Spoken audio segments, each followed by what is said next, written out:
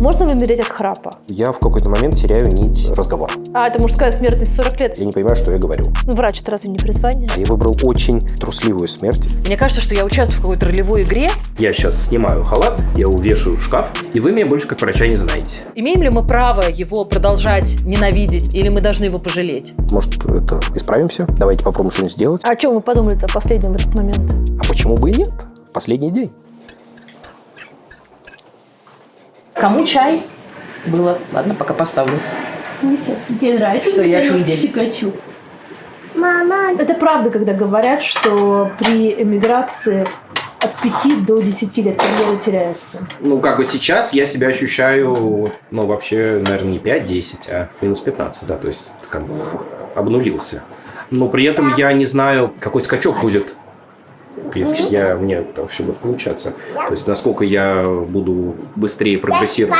Как игра «Змеи и лестницы», да, то есть, я сейчас, ну, есть такая игра, это там кидаешь кубик, и если ты на лестницу попадаешь, да, там от 0 до 100, ну, ты там 6, ты переходишь на 6, еще 6, еще на 6. Вот, и если ты, допустим, попадаешь на лестницу, ты сразу поднимаешься с 6 там на куда на 50. А если на змею, то спускаешься. Вот сейчас я попал на змею, спустился, ну, почти до 0. Но вполне возможно, что впереди опять будет лестница. И через 15 лет я вернусь к тому, что было, вот, когда я уезжал из России. Я надеюсь, что я гораздо быстрее вернусь.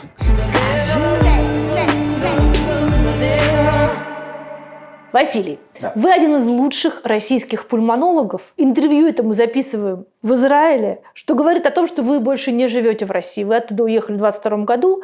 И поэтому я бы хотела поговорить сразу о 3 вещах. О профессии, о перемене места жительства, то есть об эмиграции, и о том, как перезапустить свою профессию на новом месте. Проще говоря, это ответ на один из важных вопросов тех, кто принимает решение об отъезде, а кому мы там нужны.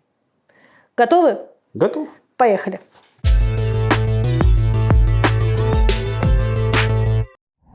Мне понадобится меньше минуты, чтобы успеть рассказать вам о том, что 2 октября в Риге, 3 октября в Вильнюсе и 4 октября в Хельсинки я приглашаю вас на свою новую программу. Называется «Это она».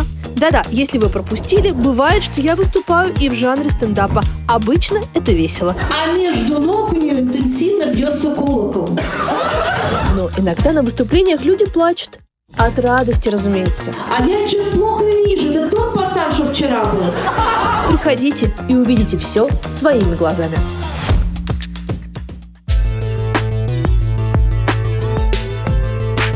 Мой самый любимый факт про легкие, если их развернуть, они займут футбольное поле. Это правда? По-моему, теннисный корт. 100 квадратных метров. Какие еще 4 факта, поражающего воображения, вы знаете про легкие? И у них есть 2 источника кровообращения. Это единственный орган, через который проходит кровь из большого круга от аорты и из малого круга венозная кровь, попадающая в сердце через нижнюю и верхнюю полые вены, в правый желудочек, в легочную артерию. Поэтому, кроме того, что легкие потребляют кровь просто как для поддержания своей собственной жизни, их основная задача – это оксигенировать вот эту неоксигенированную кровь. Легкие – это орган-фильтр, фильтр на вход.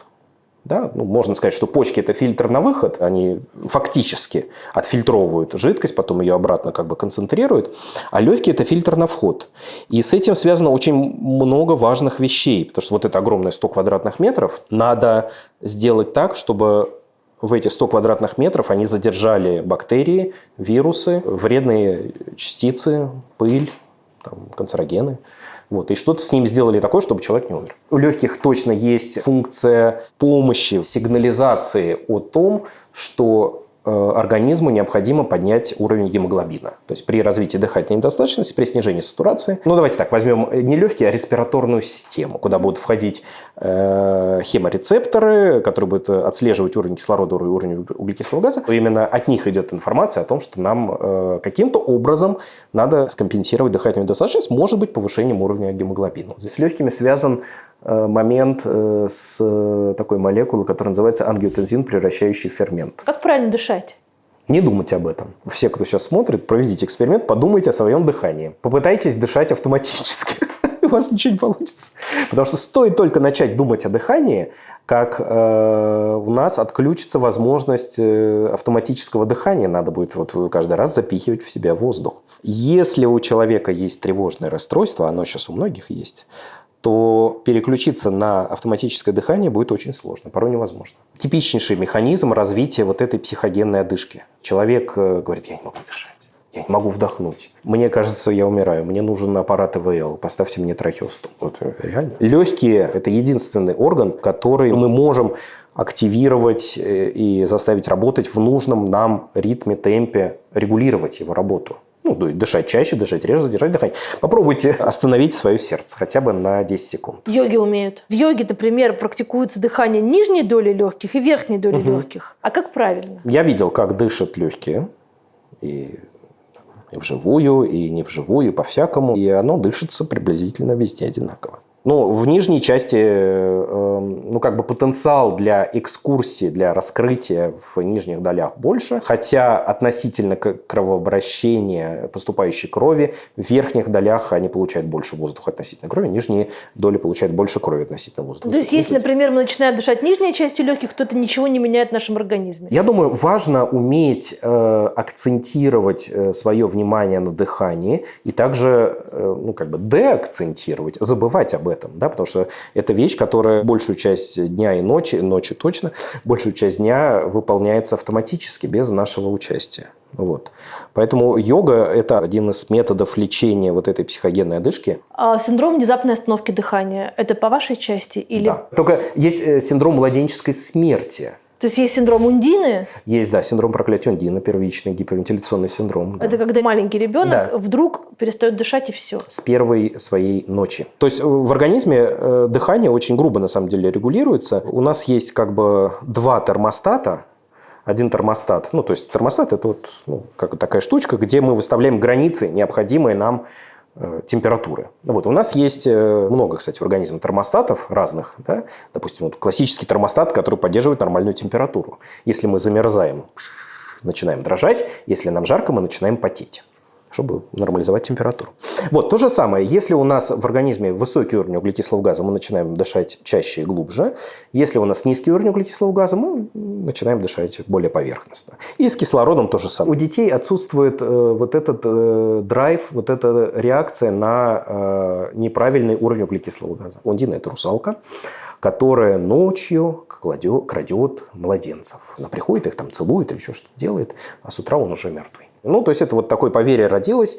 Наверное, это было действительно в каком-то регионе с близко родственным скрещиванием, потому что это генетическая болезнь, соответственно, нам необходимо было, чтобы этот ген появился не один раз в миллион, а чаще, то есть необходимы какие-то близкие родственники. Чтобы это проклятие зародилось, да, идея о проклятии, что кто-то проклял деревню, туда пришла эта страшная Ундина и забирает одного за одним младенцев. А насколько это частая болезнь? 1 на миллион, 1 на несколько миллионов, по-моему. Это редко. То есть страх больше, чем частотность? Нет, есть другая проблема. Есть синдром внезапной младенческой смерти. А он с чем связан? Тоже с остановкой дыхания? Неизвестно. То есть скорее с остановкой кровообращения сердца. То есть, в отличие от Ундины, синдром внезапной младенческой смерти может случиться днем, неожиданно. Можно ли умереть от храпа? Нет. Но храп – это остановка дыхания? Да. Это вредно? Да. Почему? Если у человека с храпом есть синдром проклятия Ундины, он, конечно, тут же умрет. Я не знаю, на него что-то напало, у него там мутировали клетки все в дыхательном центре. То есть так, чтобы всхрапнуть и умереть, такого не бывает? Да. Короче говоря, у человека есть достаточно мощная система защиты. И если из-за каких-то дыхательных проблем у человека ночью падает кислород или растет углекислый газ, или и то, и другое в крови, то он пробуждается. То есть мозг дает, так, проснись. Я не сплю. Опять проснись. И так может быть каждую минуту. То есть он засыпает. Сейчас можно я похраплю? Да. Вот заснул. Вот это, то, что я сейчас показал, это микропробуждение. Если кто-то из вас уже заснул перед голубым экраном, посмотрите, пожалуйста, или на себя, или на своих, на мужа, на жену, с кем вы смотрите сейчас. И если он так делает, скорее всего, у него есть остановки дыхания во сне. Синдром обструктивного апноэ. Но это не убивает человека в моменте. Потому что это всхрапывание, пробуждение не дает ему полностью уронить сатурацию, процент содержания кислорода в крови до нуля. Но это является независимым фактором инфаркта и инсульта в течение следующих 10 лет. Приблизительно так же, как и курение. Храп – это звуковой феномен, это еще не так страшно. Страшно вот эти остановки дыхания. Иметь апноэ так же плохо, как курить для сердца и для мозга. А если человек курит и храпит, то... Тогда в 4 раза. А если еще давление повышено, тогда еще на какой-то процент, а еще сахарок повышен еще, и еще триглицериды с холестерином повышены. И вот у нас достаточно высокий процент. А, это мужская смертность 40 лет, как знаменитая. Да. Какой ужас, как страшно жить. А с этим можно бороться? Есть классический такой метод, называется СИПАП-терапия, когда на человека надевают маску с подключенную к аппаратам, там обычный воздух, под небольшим давлением, ну, порядка 7-10-12 сантиметров водного столба. И это давление, которое не меняется при дыхании, это важно, то есть оно всегда постоянное, оно физически раскрывает верхние дыхательные пути. Вся проблема вообще вот здесь. От гортани, вот где у нас вот эта штучка находится, да, до носоглотки. Ну, там все мягкое, там нету ни одного хрящика, там нет ни одной косточки, кроме подъязычной. И это все во время сна может спадаться. Склеиваться. Склеиваться. Генетические особенности, отечность тканей, жировые подушечки вот здесь, гравитация. В космосе, скорее всего, нету апноэ, потому что физически просто вот эта сила тяжести, когда мы лежим, она вот это все дело придавливает. СИПАП расширяет, как вот это давление, оно как распорка встает между передней и задней стенкой, там, ротоглотки, носоглотки, там, неважно какой части, и не дает ей спасться. И воздух проходит, и все, проблема решена. Но надо каждую ночь спать с маской. И это не лечится, то есть это навсегда тогда? Можно похудеть, если проблема в лишнем весе. Проблема в том, что некоторые мужчины особенно храпят без лишнего веса. То есть худеть уже некуда. Нейростимуляция. То есть вообще у нас сейчас очень популярно ставить везде разные электроды и что-то там стимулировать. Допустим, сердце можно стимулировать, диафрагму можно стимулировать, кстати, при синдроме проклятия Ундины. А можно вот здесь стимулировать определенные мышцы, которые... Во время сна, значит, кстати, вот интересный феномен тоже. Единственная мышца, которая, кроме сердца, работает во время сна, это диафрагма. Вот эта вот мышца вот здесь, да? Она продолжает, она не засыпает. И вот эти мышцы, короче говоря, их можно электростимулировать небольшим разрядом тока постоянно, чтобы у них был тонус, и они будут поддерживать проходимость верхних дыхательных путей. Тут написано... Согласно христианской традиции, Мария пила воду. И здесь она встретилась с Елизаветой. Что-то там стерли. Дальше не вижу. Когда начинается война, все же бегут в этот супермаркет, покупают вот эти... Баклажку с водой. Наполнить некуда, купить негде. И я все думаю, ладно, сейчас начнется, у нас немножко воды есть, а если что, приедем сюда, здесь. Я, конечно, потрясена, что вроде святая вода, да, а пить нельзя. Можно только руки мыть. Но она холодная. Она холодная. И это, получается, одно из самых главных мест в христианской. Вообще, если есть философское понятие места христианского, то, наверное, да, это важное место. По преданиям, здесь Мария, которую называют Богоматерь, и Елизавета, они здесь встретились. И Мария говорит: знаешь, я ношу под сердцем тебя. А Елизавета ей отвечает: я тоже. А на самом деле встретились не они, а встретился Иоанн Креститель, Иоанн Предтеча и Иисус, которого назвали Христом. Они встретились как бы в утробах и предопределили эту встречу, предопределили и действовали себе. До коронавируса пульмонолог считалась узкой специализацией, правильно? Угу. Ну, я думаю, да. А в коронавирус все решили, что это вообще самый главный врач. Ну, и зря. Коронавирус – это была побочка легкие или, собственно, действительно легкие страдали больше всего? Легкие, да, это орган-мишень. Легочная ткань, паренхима, альвеола. Вот. Вообще, это очень интересная история. Если взять разные респираторные вирусы, их достаточно много. Ну, допустим, риновирус, нос, да, он, соответственно, вызывает ринит, насморк.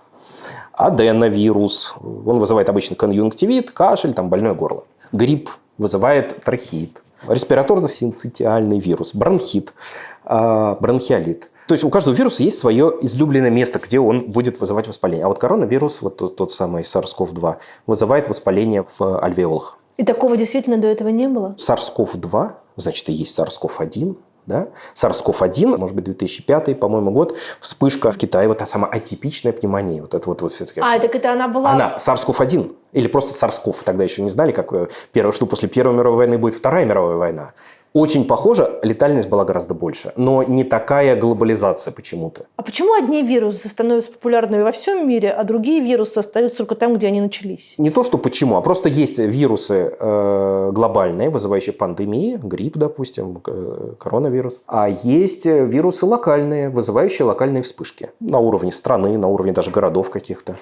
И мы это очень хорошо прочувствовали, мигранты, когда стали менять место жительства. Неожиданно мы начинаем болеть каждый месяц. И мало того, что респираторные, еще, простите, кишечные вирусы туда же присоединяются.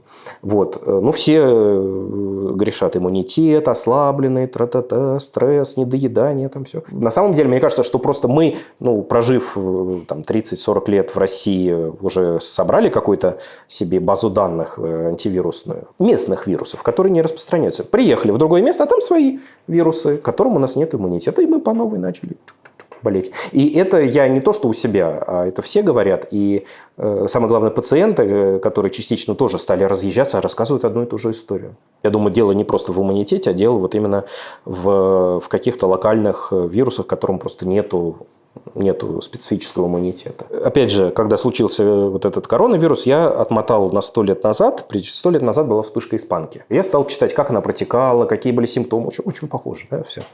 Люди как погибали, сколько людей там тоже погибло. И очень интересное было место, ведь люди уже путешествовали, но не так активно, как мы с вами сейчас в 21 веке. И... у них такое было путешествие в одну сторону, на фронт в основном. Да, кстати, вот там они все и встретились. Все-таки все равно там люди приезжали на международную выставку, где она там была в Париже. Там, еще где-то. Кто-то там, может, в Японию там ездил. Тогда, когда началась эта вспышка, по-моему, Австралия как-то закрыла границы. Тогда это было не так сложно сделать. И, в общем, они там изолировались, и они не заболели. А потом они все равно свое отболели, когда они открыли границы. В 21 веке мы в разы активнее путешествуем. Вот эта вот глобализация вирусных инфекций, она увеличивает вероятность появления новых штаммов. И, соответственно, появления новых вирусов, которые или более смертельные, или более заразные, или и более смертельные, и более заразные.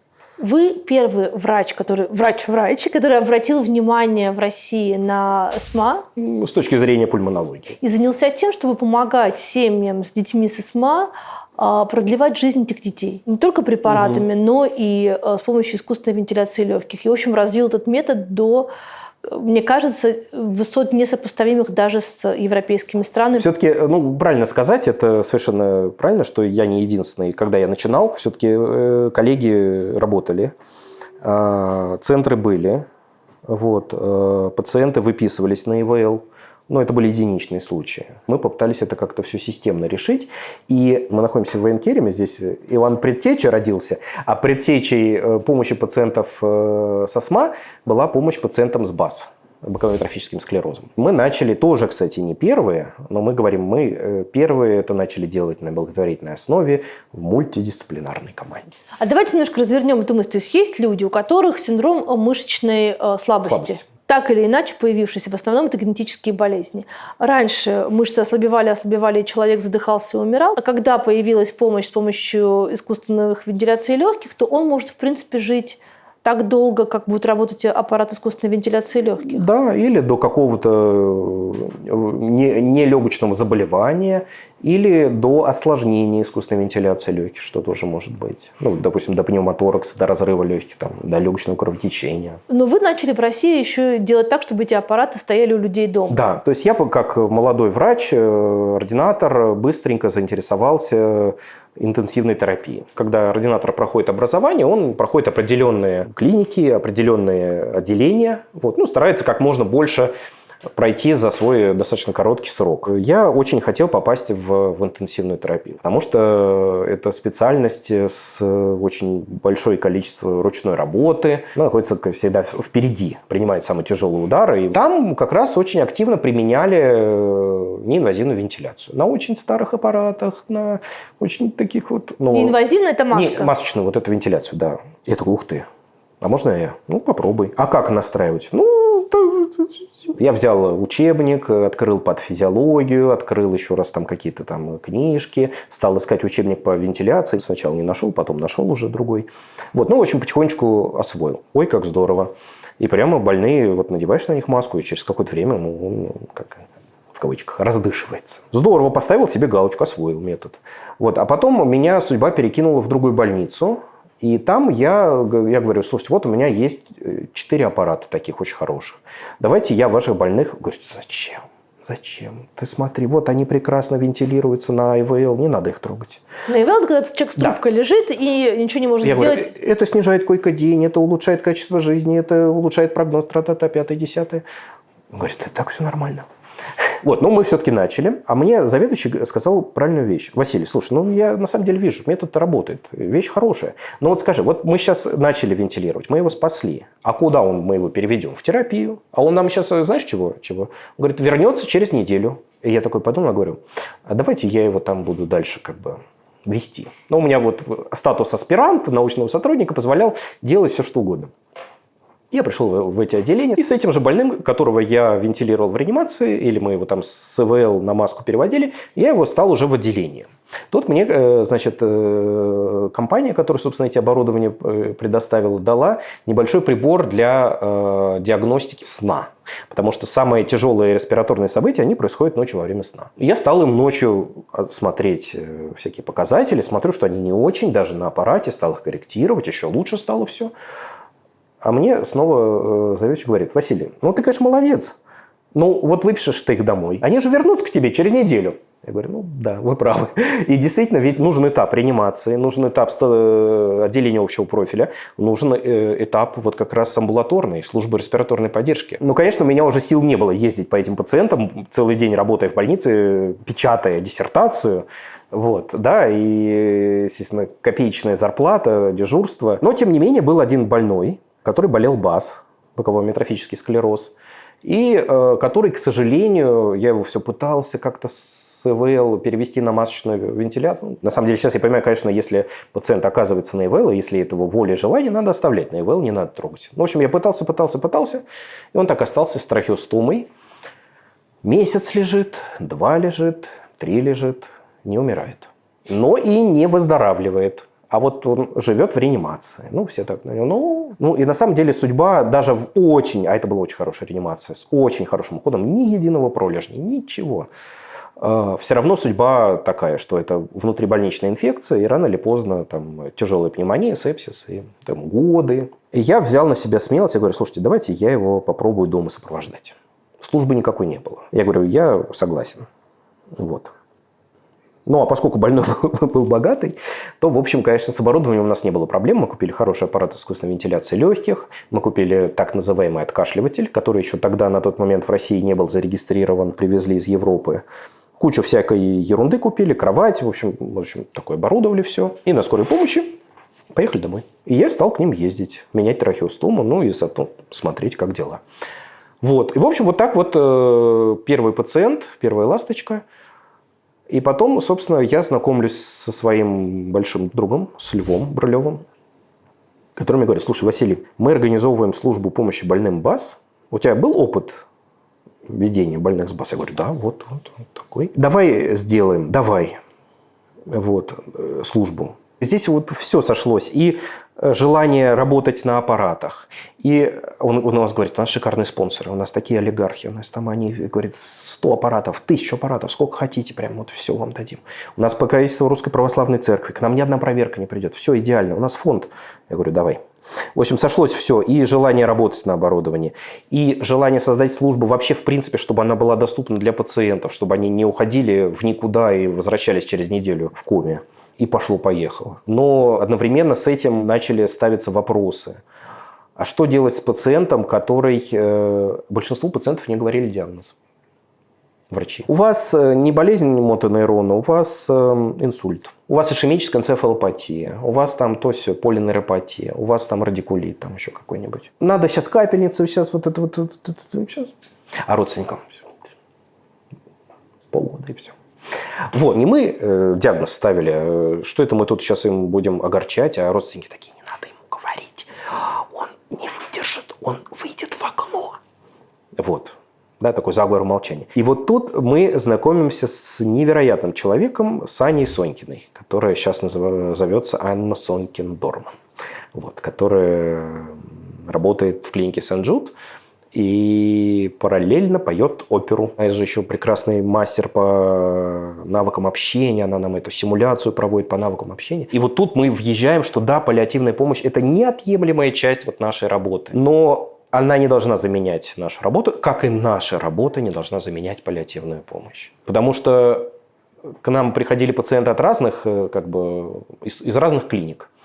И были врачи, которые говорили, вам нужен ИВЛ через трахеостому. Всем. Срочно. Прямо сейчас. А были врачи, которые говорили, вообще ничего не надо. Ничего не делайте. А были врачи, вам нужен аппарат масочной вентиляции. Вот. И пациенты, которые приходили от этих врачей, то есть одинаковые пациенты, их вот можно было там посмотреть статистику, они не отличались, как мы говорим, там группы статистически не отличались по возрасту, по полу и так далее. Но с абсолютно разными желаниями. Эта группа желала аппарат ИВЛ, эта группа ничего не желала, эта группа желала аппарат неинвазивной вентиляции. И мы подумали, что, наверное, их неправильно проинформировали о диагнозе, о методах помощи, раз. То есть они приняли решение того врача, который, собственно, что он им сказал. И мы придумали такую вещь, что у врача нету этического права, обладая превосходством над пациентом, нету этического права это превосходство вообще как-то демонстрировать, никак. А во-вторых, нету этического права принуждать к какому-либо решению. Вот. Даже, потому что у каждого метода есть плюсы и минусы. Допустим, пациент на ИВЛ, скорее всего, останется всю жизнь на ИВЛ и придет в синдром запертого человека, когда даже глазами он не может пошевелить, чтобы хоть что-то там как-то... никак. Даже глаза иногда закрыть не может. Вот, зато живет. Вот. А, допустим, на масочной вентиляции живет меньше, но нету синдрома запертого человека, но умирает раньше. И, как правило, смерть тоже не очень такая приятная. А те, которые не получают никакой респираторной поддержки, они, кстати, умирают достаточно безболезненно, если так можно сказать. Но быстро. Быстро. Ничего не успевать сделать. А кто должен решение это принимать? Это пациент. Пациент? А если он уже не может? А может, почему? Если он не в сознании уже, если он на ИВЛ. А если он не в сознании, тогда можно, если я не ошибаюсь, оформить консилиум. То есть врачи могут. А вы как считаете? Я бы спросил у родственников. Какая была последняя воля? Вообще, в принципе, воля должна быть задокументирована.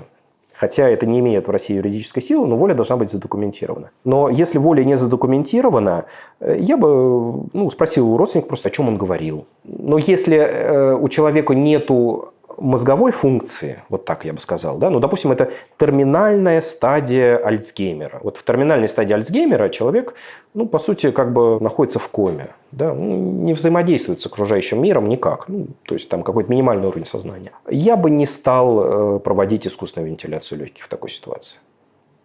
Если у человека есть сознание, если у человека есть возможность контактировать, то это очень большой аргумент за то, чтобы эту искусственную вентиляцию легких проводить и продлять ему жизнь, если он хочет. Помните историю, когда отец, угрожая пистолетом, потребовал не отключать его сына от ИВЛ, и тот потом очнулся, а отец сидел в тюрьме?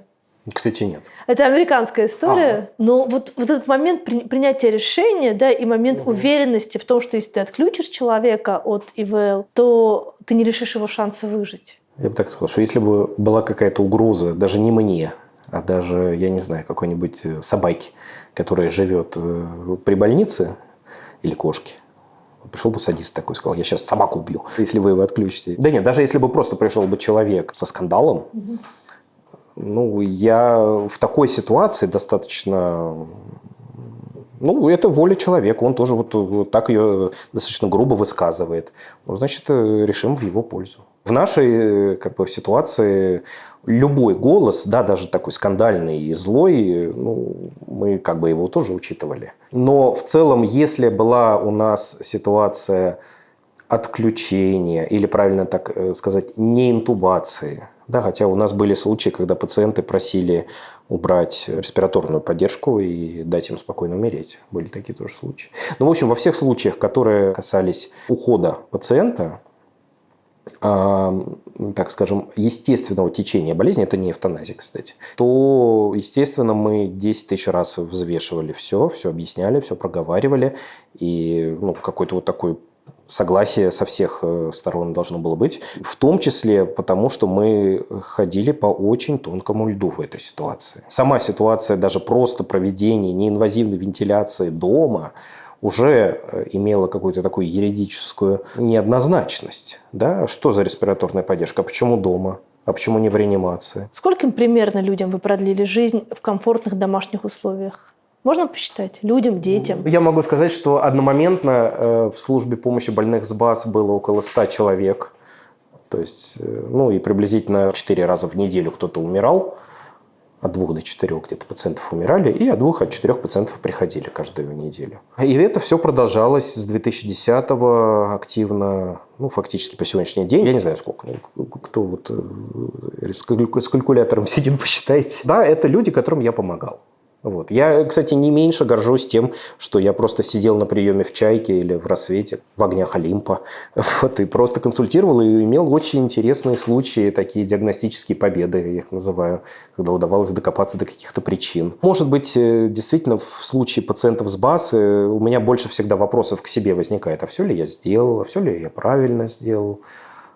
И правильное ли решение мы приняли, что пациент очень просил дать ему умереть, а мы как-то не настояли на том, чтобы его чуть-чуть ему попользоваться трахеостомой. Это всегда вопрос, конечно, и до сих пор ощущаю. Имя Елизавета взяла старшая сестра императрицы, жена Николая II, тоже трагически погибший, убитый, по сути, да. Но мало того, что ее прах захоронен здесь, в Израиле, в Иерусалиме, именно в том месте, где она провела годы после убийства своего мужа, тоже убитого революционерами. Это называется место Марфа-Мариинская обитель, Большая Ордынка, 24. Там, собственно, и была основана и долгое время находилась служба помощи больным БАС, где я и работаю. Вот так все замыкается. Мы сейчас стоим у источника, где встречалась Мария Елизавета. А вера вообще важное место в вашей жизни занимает? Я бы сказал, что нет. Это не основа моей жизни. Это скорее важная часть моего такого мира ощущения, что в этом мире есть религия, в этом мире есть вера, можно верить, можно не верить, можно по-разному верить. Это такая реальность, в которой мы живем, и которую нельзя отрицать. Здесь, в Израиле, где каждое место связано с той или иной верой, это вообще по тонкому льду идти приходится. Да как-то на самом деле нет. Может быть, потому что такая большая концентрация, что какой-то фильтр блокирует. Я не чувствую религиозного экстаза здесь. Мне не важно место, мне важно действие. Моя вера, она не про места, она про действия, которые человек совершает. Но как врач, который много раз видел момент смерти человека, вы можете сказать, Бог есть? Да, без сомнения есть, да. А что после смерти? Может быть, ничего. А зачем тогда Бог? Не знаю. Я думаю, правильный вопрос задать, зачем мы Богу? Он ставит глобальный социологический эксперимент. И не только на Земле, а вообще на многих планетах, где есть жизнь. Я уверен, что жизнь есть не только на Земле. И ставит это, может быть, даже еще в каких-то мультивселенных, а не только в одной нашей вселенной. И ставит он не в конкретном времени, потому что он существует вне времени, и в прошлом, и в будущем, и в настоящем. С целью посмотреть, дали мы человеку свободу воли, а какие хорошие поступки он сможет с этой своей волей сделать. И как он сможет избежать зла? Или не сможет? И он смотрит, наблюдает. Не игрушки, а мы инструменты в его руках. С определенным запасом свободы воли, я надеюсь. Сможет победить зло человек? Это моя религия, да, я верю в победу добра. Почему в какой-то момент вы приняли решение отойти от дел фонда? В принципе, выгорание. Хотя, как у любого врача, это, наверное, не первый этап выгорания. То есть врач выгорает, я не знаю, или как феникс, он так вот. И возрождаясь после очередного выгорания, врач возрождается в том же объеме или есть какая-то часть, которая погибает навсегда? Не знаю. В общем, это было не первое выгорание, но это было одно из самых болезненных и неприятных выгораний. У меня была такая, знаете, я бы сказал, шизофреническая атака. Это невероятное ощущение. Я приехал, наверное, от каких-то пациентов, и Это, какой-то был рутинный день, и надо было для наших там медсестер и кого-то еще, координаторов, какую-то там что-то лекцию, что ли, прочитать. Что-то рассказывая, я понимаю, что я в какой-то момент теряю нить разговора. Я не понимаю, что я говорю. Как инсульт, что ли, как будто. Вот. Я такой, слушайте, мне сказали, Вася, иди, отдохни, ты что-то замучился уже, иди, отдохни, давай. Я пошел, я лег. Где-то у нас там такая была сенсорная комната темная с звездным потолком. Вот. И еще матрас, помните, раньше был так популярный, этот водный матрас такой. В общем, такой кайф. И я в этой темной комнате лежу, и я не могу привести мозг в нормальное состояние. У меня вот такое ощущение, что вот все вот человеческое сознание вообще вот в широком, наиболее широком плане, оно разрушилось как пазл, который ты вот долго собирал. Он весь разрушился и развалился и упал вниз. И мало того, что он упал вниз, вот эти пазлинки, они живые. И они начали друг с другом соединяться в совершенно хаотическом движении. В общем, короче говоря, не доводите до греха. Вот надо отдыхать. И я сейчас понимаю, что служба помощи больным БАС – это абсолютно утопическая идея, потому что нельзя создавать службу по одной болезни абсолютно бесперспективной в плане выздоровления. Хуже, чем боковой амиотрофический склероз, я не знаю, какая болезнь может быть. Короче говоря, одна из ошибок была, что надо было создавать службу для широкого профиля пациентов. Хотя, конечно, у нас еле ресурсов хватало и человеческих, и денежных на Москву и Московскую область по пациентам с БАС. Вот. А если туда включить еще и другие нозологии, более удачные. Короче говоря, это была одна из причин, по которой надо было уйти из этой службы. И я сразу перебежал в детский хоспис «Дом с маяком». Вот, где я, на самом деле, не делал такую важную работу, как в службе помощи больным БАС. Вы точно так же настраивали ИВЛ для детей, которые оставались только не в стационаре, а дома. И могли дышать и жить только, сколько им положено, сколько им отпущено дома. Да. Первые смашки, то есть СМА первого типа, это новорожденный ребенок, который к году, если его не случится чудо, он погибает. Слава богу, сейчас есть лечение. Чудо – это вакцина. По сути, вакцина, да. Механизм очень похож на наш спутник. То есть, это вирусный вектор, который несет в себе кусочек правильного генетического кода в мотонейрон. И, соответственно, мотонейрон заражается этим вирусом. И в генетику этого мотонейрона входит правильный ген, и он не умирает, этот мотонейрон. Это прям реально чудесная история. А правда, что эта вакцина не помогает всем типам СМА? При наличии мутации в SMN1 гене она поможет, то есть она исправит. Другое дело, что... другие уже нет? Нет, есть генотип, есть фенотип. Если есть фенотип СМА, уже ребенок 10 лет, с тяжелый сколиоз, объем легких 250 миллилитров, дыхательная недостаточность, полная обездвиженность. То есть время ушло? Да, мы восстановим ему генетику, но мы не восстановим ему мышцы, пока мы этого не научились делать, когда-нибудь научимся. И сами, собственно, нервные клетки, которые отсутствуют у него, мотонейроны. Поэтому это лечение необходимо как можно на более ранней стадии, в идеале на досимптомной. Поэтому необходим генетический скрининг. При рождении определяете СМА, и если СМА есть, начинать лечение одним из препаратов, допустим, вот этой штукой, которая называется Золген-СМА. Мега манипулятивный вопрос, но я не могу его не задать. Вакцина Золген-СМА, она стоит как чугунный мост и даже немножко больше, под $1 миллион. Да. С точки зрения фармкомпаний, это этично или неэтично продавать чудо за такие деньги? Этика фармкомпании, она другая. У них есть определенные этические обязательства, достаточно очень строгие. Но туда, судя по всему, не входит ценообразование. В свободной демократической стране, со свободной экономикой, рынок отрегулирует вот этот момент. Плюс еще есть антимонопольная служба. Они продают во все европейские страны по той же цене. Я, короче говоря, их поддерживаю в этом. Как я себе эту ситуацию объясняю? Допустим, ничего еще нету, никакого лечения, ничего. Допустим, встретились два человека, выпускника какого-нибудь биоинститута. Давай создадим лекарство от этой болезни. Давай. Но денег пока у нас нету. Хорошо, ладно. Давай возьмем кредит, сейчас снимем гараж или еще где-нибудь, или на моей съемной квартире будем. Давай придумывать. Давай, да, нам надо позвать еще одного там думальщика, который вот очень хорошо думает, придумывает, как это должно быть. Вот давай еще, ему надо деньги заплатить. Ну, давай кредит возьмем еще. Взяли кредит. Позвали думальщика. Причем придумальщика, наверное, придумал сразу не одну, а 5 или 10 молекул кандидатов. Путь лекарства на рынок, Да, он он занимает огромный. кучу времени Да. и кучу денег. Да. Но вот если это лекарство есть, и это не лекарство из серии «работает или не работает, надо попробовать», а лекарство из серии «точно работает и точно спасет», а болезнь не выбирает социальный статус родителей.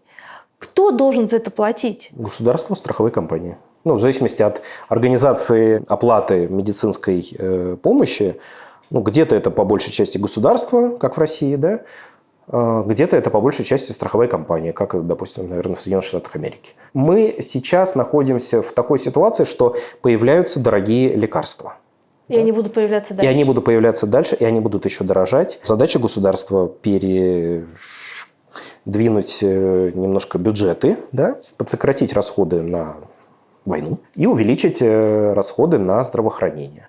А плюс задача страховых компаний этически себя вести и ну, как бы давать возможности это лечение получать за счет фондов страхования. Сделать это лечение возможно. А этим ребятам надо долг отдать и думать насчет следующего лекарства. Потому что у них получилось одно, у них получится второе. А на второе лекарство тоже нужны деньги. Из того, что вы сейчас знаете, вы находитесь все-таки в контакте с коллегами. Что сейчас происходит в России на рынке лекарств, особенно тех лекарств, которые редкие, дорогие и труднодоступные? Я знаю только то, что пациентам бывает сложно найти какие-то препараты обычные, которые я давно привык выписывать.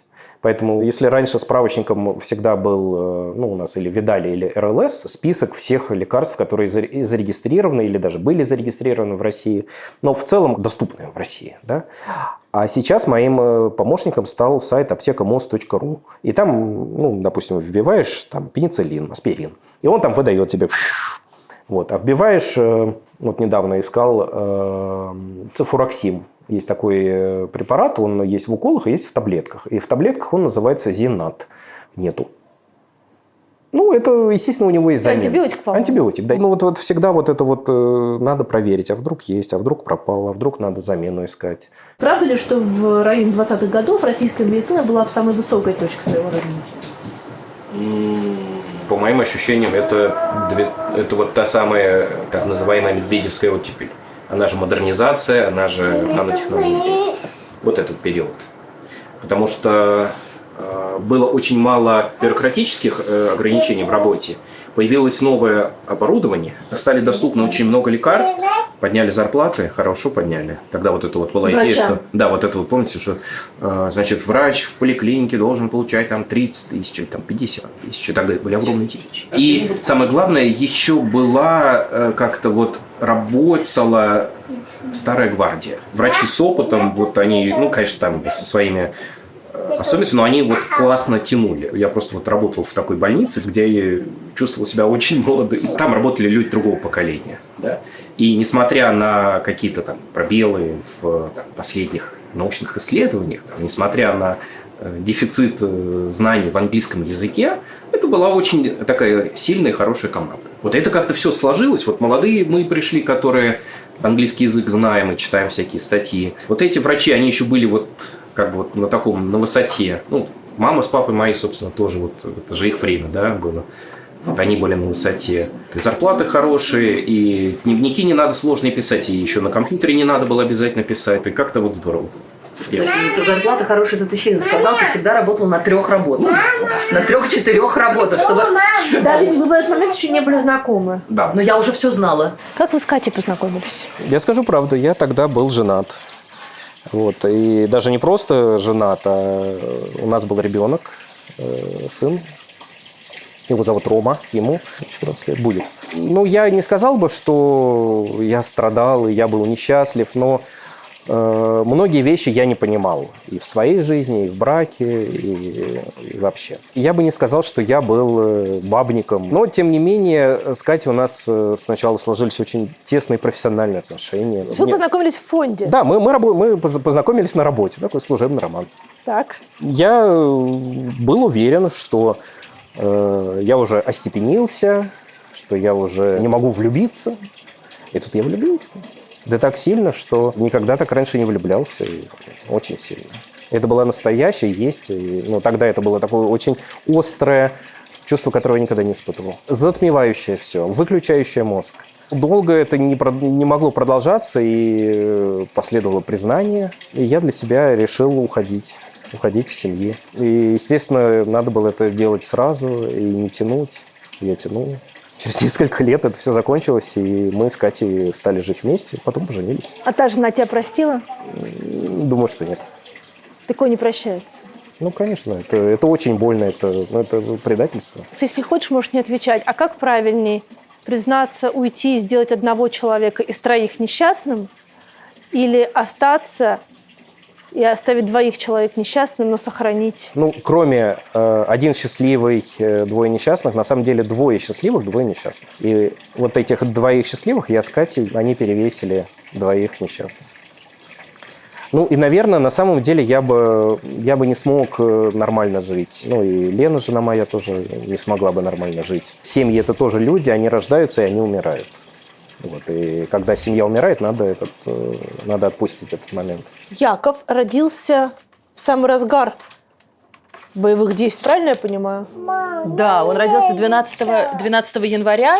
Он... И через неделю, когда мы вернулись, он уже с нами бегал вниз. Да, точно было. И проспал первую сирену.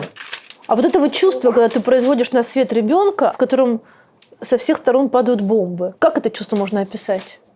Честно сказать, у меня прям даже такой мысли какой-то не было, потому что последние 3 года моей жизни, мне кажется, что я участвую в какой-то ролевой игре. Есть какие-то правила, которым я должна следовать. То есть, например, надо приехать, надо снять квартиру, надо получить паспорта, надо купить машину, потому что невозможно ездить на общественном транспорте с детьми, надо найти работу, чтобы зарабатывать деньги. То есть, надо поддерживать какую-то видимость нормальности. Но при этом это вообще другая страна, с другим языком, с абсолютно другим менталитетом, в который мы, мне кажется, никогда не впишемся.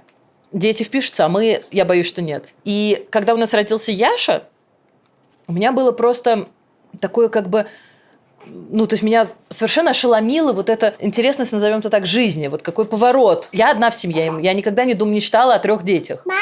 Я никогда не мечтала об эмиграции. Мама! Мусечка, родная, 1 секунду, солнышко. Может, Мусе поставить мультик? Угу. Да? Мусятин, давай тебе мультик поставим. Да? Все ради этого и было, да? Собственно, да, все эти показательные выступления.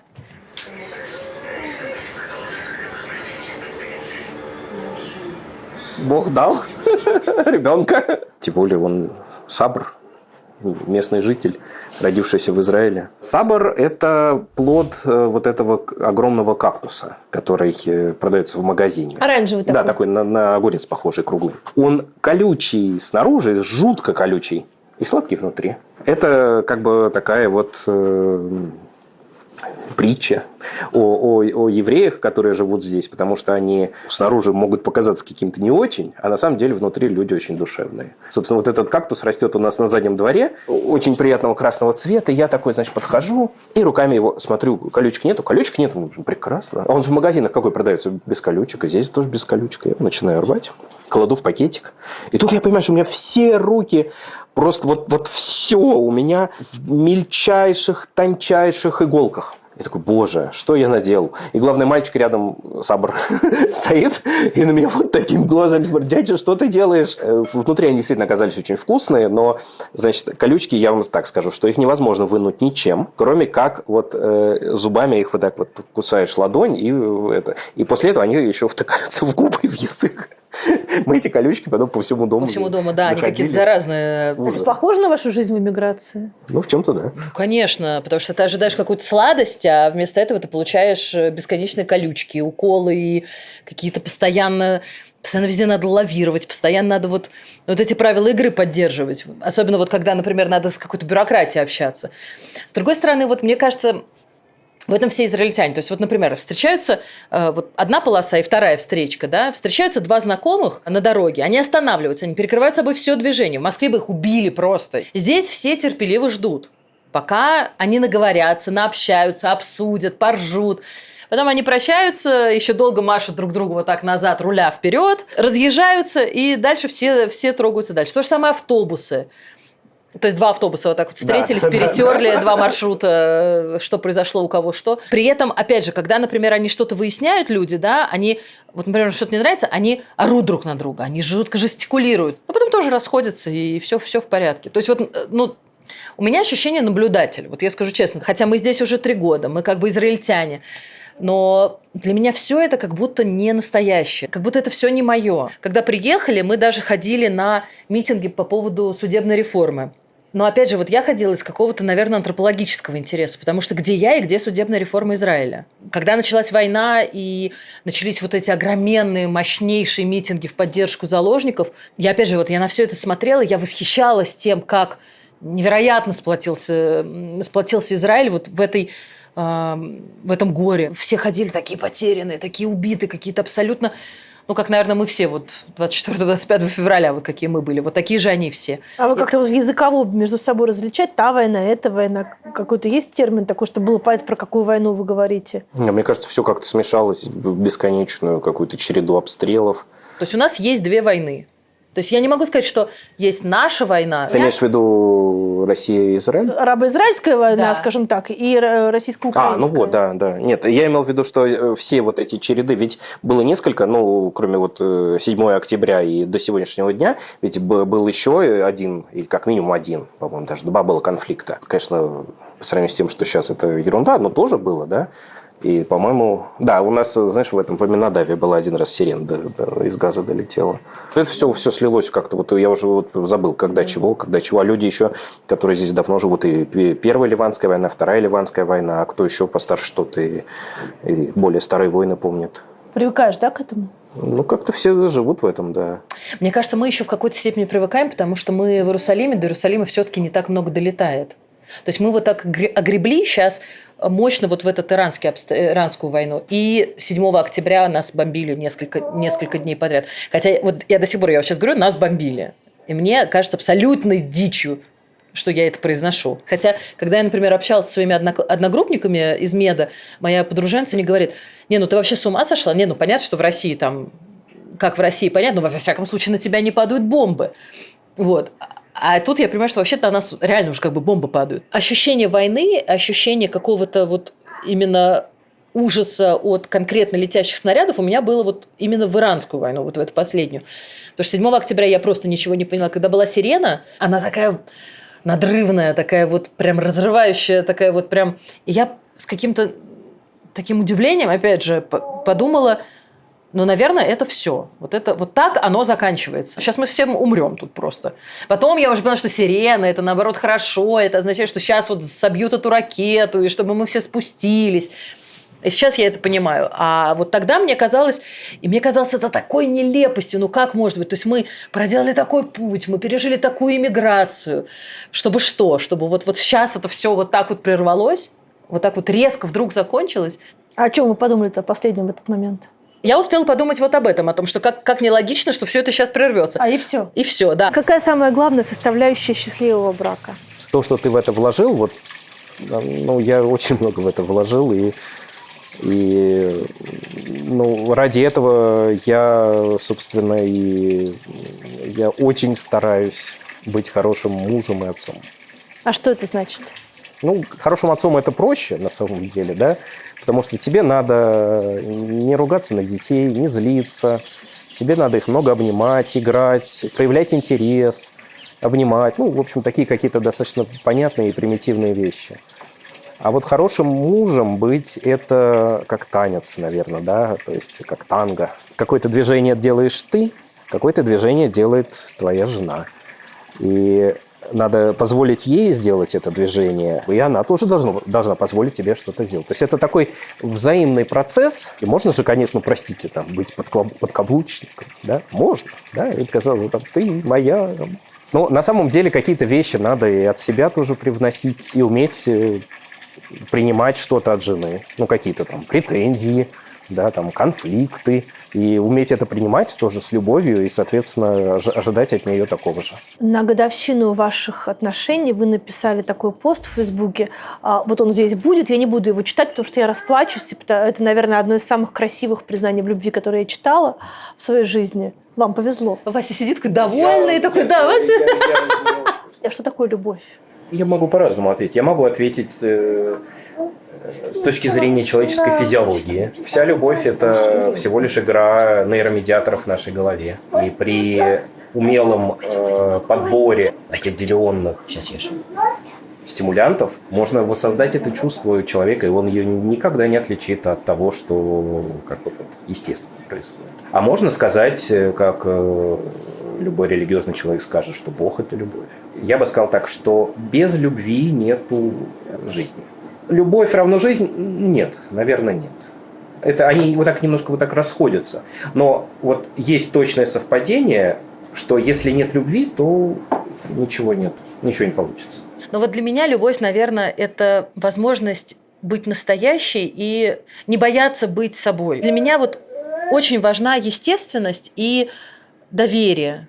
Доверие и поддержка, кем бы я вот в настоящий момент не являлась. То есть я могу быть в фурии, я могу быть в ярости, я могу просто хотеть почти все время, большая часть моего времени. Но я при этом понимаю, что Вася, надеюсь, меня не осуждает. Мне нравится быть настоящей, мне нравится быть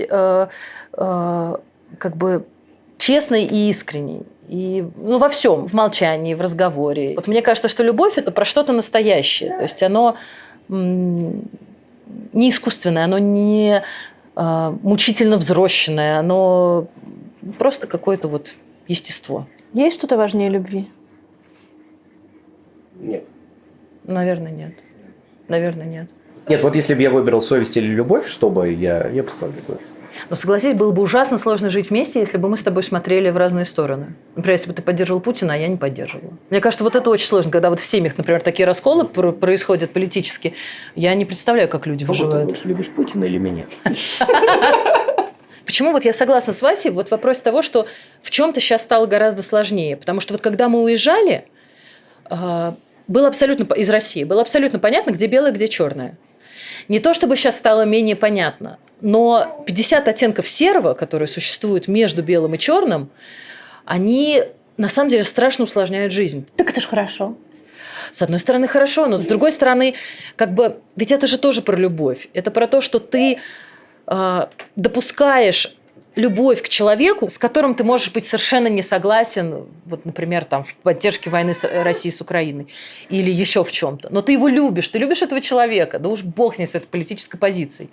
И мне кажется, что чем дольше мы живем здесь, в Израиле, причем это какая-то такая мощная жизнь, это не Багама, это не путайте туризм с эмиграцией, тем больше я лично вижу, что ко всему нужно относиться с большей любовью и принятием. Естественно, это я не отношу к людям, которые требуют бомбить Украину и так далее, но я имею в виду, что есть люди, которые, как мне кажется, могли оказаться там по недомыслию, по непониманию, по невидению. Просто потому, что не все отягощены высшим образованием, бесконечной пропастью, глубиной рефлексии. Просто человек там оказался. Он вернулся оттуда уничтоженным. Он вернулся оттуда с пустыми глазами. Имеем ли мы право его продолжать ненавидеть, продолжать его ругать, продолжать быть несогласными с ним? Или мы должны его пожалеть? Просто потому, что мы имеем эту потенцию. Как часто вы между собой, вдвоем, пока никого нет, говорите о потерянных карьерах, которых у вас, наверное, никогда уже не будет? Те, которые были в Москве. Мне кажется, вообще об этом не говорим. Мы об этом не говорим. Может быть, это висит в воздухе в какой-то степени в отношении Васи, потому что мы же с Васей познакомились в службе помощи больным БАС, и, собственно, службу делал Вася, а я туда пришла медсестрой респираторной поддержки. Я лично много занималась паллиативом и организацией пациентского быта на дому, но даже сложно это назвать какой-то прям карьерой. Вы наверное, работали как? Ой, нет, в ЕМС я поработала очень мало.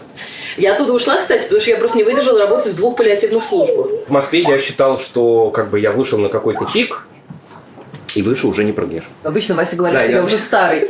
Хотя Васе 40 лет, но он говорит, что я уже старый, я уже почувствовал дуновение могилы. В общем, было ощущение стеклянного потолка. Да? То есть это обычно говорится про гендерные ограничения в карьере. А есть такая тема, называется стеклянный потолок. Его не видно, да? Но женщина, как правило, не может сделать какой-то подъем карьерный, потому что она женщина, из-за того, что ее просто не пускают.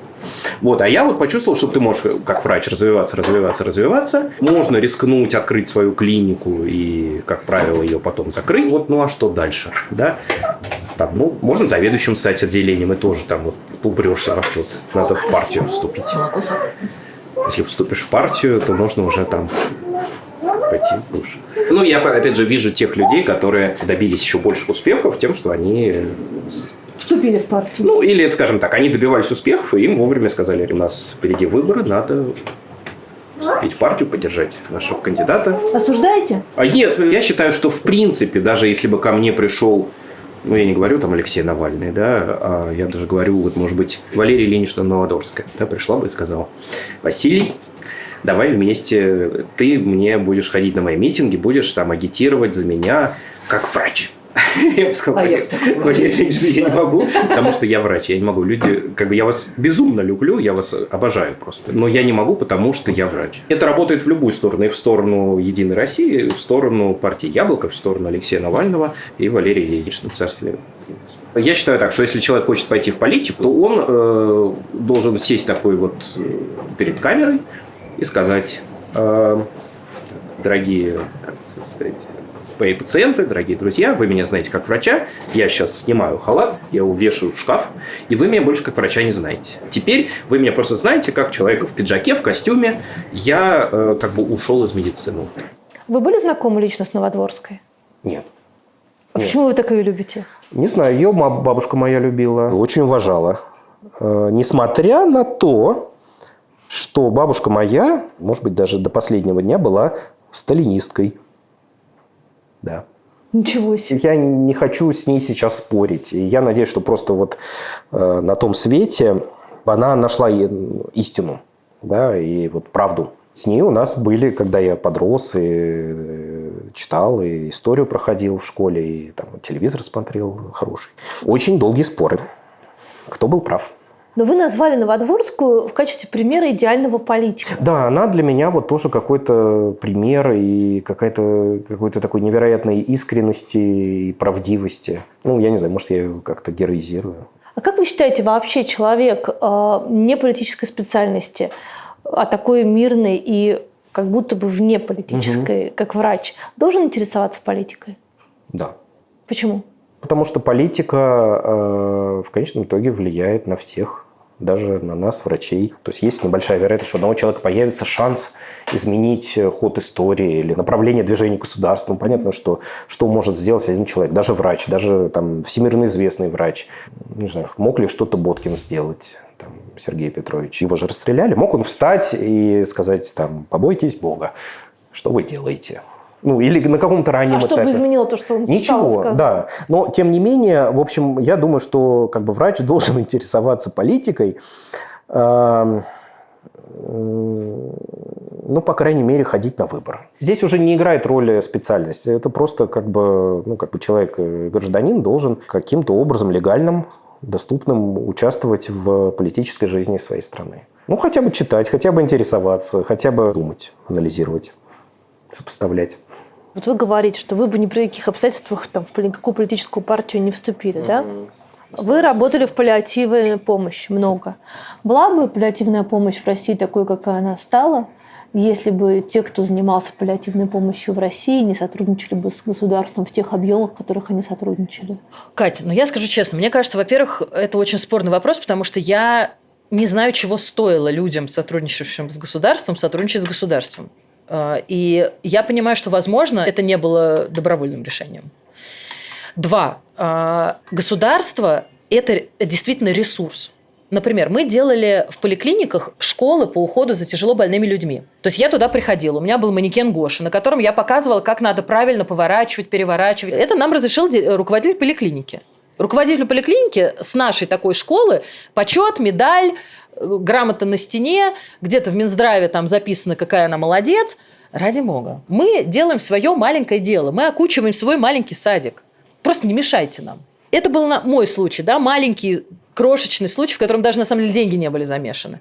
А что говорить про огромные благотворительные фонды, в которых тысячи семей получают помощь? Что говорить о детях, которых эти деньги лечат? Ну, наверное, да. Сложный этический вопрос. Это ужасно сложный этический вопрос, но я не вправе осуждать никого, потому что, во-первых, я не знаю, как бы повела я себя.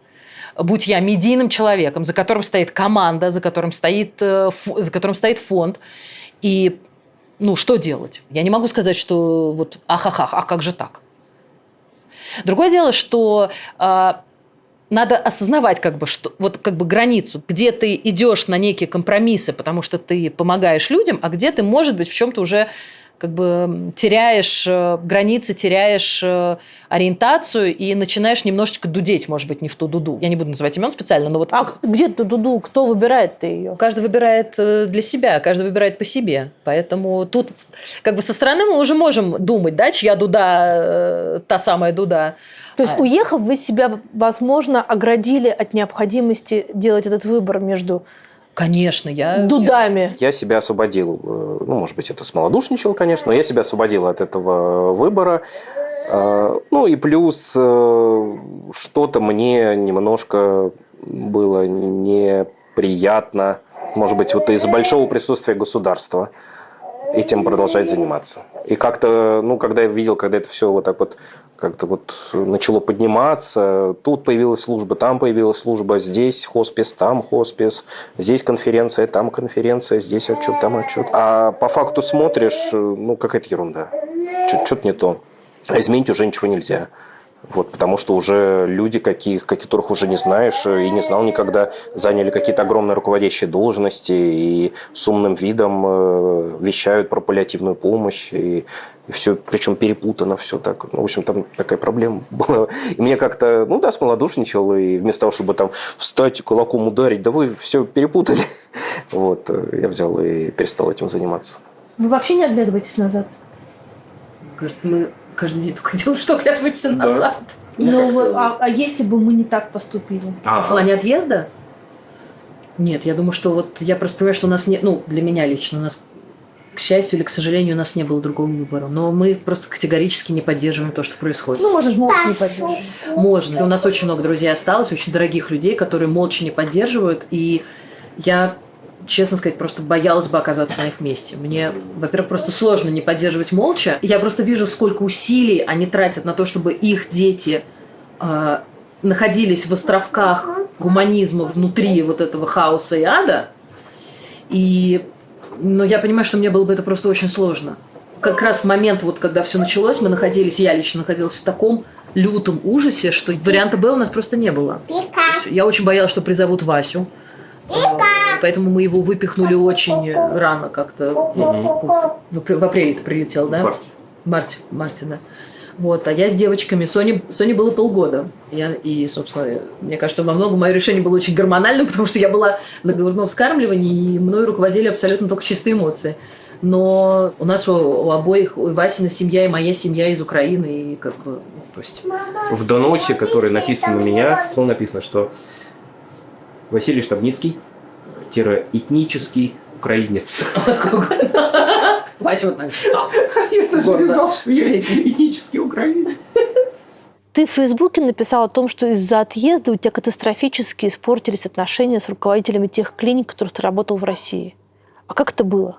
Я прям так написал, катастрофически. Да. Из-за моего отъезда у меня катастрофически испортились отношения с руководством больницы, где я работала. Все очень просто, что в определенный момент мне надо было взять справку, очень простую, что я работал в больнице, делал то-то, то-то. Ну, по-хорошему еще эта характеристика должна была быть там с описанием моих каких-то рабочих обязанностей. А мне ее просто не давали. Ну, как будто вот меня нету, там, все. И пришлось просить разных людей, вплоть до Русской Православной Церкви, вот, которая, собственно, и помогла мне, правда, все равно получить совершенно не то, получить очень стандартную бумажку, а просто справку из бухгалтерии о том, что я получал зарплату по такому-то, ну, в общем, все. Вот. А эта бумажка мне бы очень помогла. Может быть, годик мне бы сэкономила. Здесь, в Израиле? Да. А вы увольнялись официальным путем или просто встали и уехали? Если речь про ту больницу, о которой мы говорили, то я там был устроен, потому что я получал официальную зарплату на карточку, не в конвертике. Была взаимовыгодная такая взаимоотношение. Мы работаем, вы нам платите зарплату, и, в общем, ну, при этом какой-то очень не совсем, я не разбираюсь в особенностях трудоустройства, и тогда точно не разбирался. Наверное, это поэтому у меня тоже была трудность с получением этой справки, потому что нигде я не значился, мне сказали, что меня нету в компьютере, что мое дело в архиве, ищите там, езжайте в архив там, и так далее. В СКАФе кафедры я просто сказал, что до свидания, я ухожу. Но мне сказали, возьми отпуск за свой счет. Я его взял, по-моему, через год, когда подошло время конкурса, мне сказали, давай пройди конкурс. Я говорю, нет, все, извините, давайте как-нибудь меня там заочно увольняйте, как хотите. В других клиниках я продолжал работать, официально, удаленно. То есть пациенты продолжали ко мне записываться, я продолжал получать зарплату за это на онлайн-консультациях. Потом на меня написали жалобу, донос, погуглили, где я нахожусь. Это донос за то, что вы участвовали в интервью телеканалу «Дождь». Да. Они послали копию по месту работы, мне сказали, слушай, наверное, надо как-то расстаться. Без обид. Я говорю, да ладно, ничего, мне нормально. Я почему я оставался? Потому что я так считал, что, в общем, вам нужна моя помощь. А вот без обид это внешне, на самом деле с обидой все равно? Нет. Ну вот еще одна цитата. Я знаю людей, которые периодически наезжают в Россию, я пока не могу. Мой отъезд произошел не из-за войны, а из-за несоответствия меня и страны. Есть определенный набор действий, которые ты не можешь не сделать. Если ты видишь, что на улице Токамской пристает к девушке, ты не можешь не пройти мимо, надо как-то ответить. Так и с этой войной. Надо было отреагировать, я отреагировал довольно пассивно. Не ушел в подполье, не занялся протестной деятельностью, просто уехал. С тех пор мы в Израиле и так далее. Вот несоответствие меня и страны, это действительно причина, а не то, что страна начала войну? Наверное, так. То есть несоответствие, понятно, что оно было и раньше, оно не появилось 24 февраля. Но действительно война была последней каплей. И обидно, что я не замечал, или не то, что не замечал, а соглашался с тем, что происходит на более ранних этапах. На самом деле, если бы прекрасная Россия будущего, идеальная, какая-то просвещенная, образец мудрости и не знаю чего. И вдруг начинает войну. Но я такой, ребят, может, исправимся? Давайте попробуем что-нибудь сделать. Давайте общественные институты, давайте протесты, что-то такое. То есть, в такой ситуации люди не уезжают из страны, хотя, конечно, ситуация какая-то из ряда вон выходящая. Как, собственно, здесь в Израиле. Да, то есть половина Израиля в той или иной степени не согласна с тем, что происходит. И они протестуют и, в общем, пытаются на это повлиять. Когда вы уезжали, вы думали про то, кем вы будете здесь? Вот этот вопрос, который у всех звенит в ушах. Да. Кому ты там нужен? Да. Но на самом деле, конечно, надо было продумать точнее. Потому что, понятно, что надо было быть врачом. Вот эту идею надо было продумать лучше. Приехал, и сразу тебя на руках подняли и понесли. И работай. Такого нету, конечно. И надо, когда уезжаешь, надо продумывать, чем ты будешь заниматься, как ты будешь зарабатывать. И прямо какой-то бизнес-план. В том числе продумать наиболее выгодный этот дауншифтинг. Но спустя 3 года вы один из тех немногих врачей с российским дипломом, которые переподтвердили свой диплом здесь. Во-первых, какой путь, а во-вторых, что это значит теперь? Я могу прямо сейчас пойти работать врачом общей практики в поликлинику. И я могу просить устроиться в какое-то неспециализированное, скорее всего, отделение, скорее всего, дежурантом, в какую-то терапию такую. И, наверное, возникает вопрос, почему этого до сих пор не произошло. Постоянно все впереди, кажется так, впереди у меня сейчас, скоро меня дадут этот так называемый этмахут, резидентура, ординатура, специализация. А здесь это очень важный шаг. Чтобы вы вернулись на свой прежний уровень и стали пульмонологом. Да, во-первых, заниматься тем, чем ты привык заниматься, а во-вторых, уровень зарплаты другой, и статус. Поэтому все идут в резидентуру. Поэтому вроде как впереди резидентура, сейчас вроде согласовали, сейчас устраиваться, и что-то непонятно. А потом, в общем, родился Яшечка, и Катя вышла, и я как-то втекся в домохозяйство. И на самом деле всем советую мужчинам особенно попробовать себя в роли домохозяина. То есть надеть фартук и пытаться делать то, что обычно делают женщины. Это вас никак по-мужски не ущемляет? Нет. Наоборот, это такой классный опыт.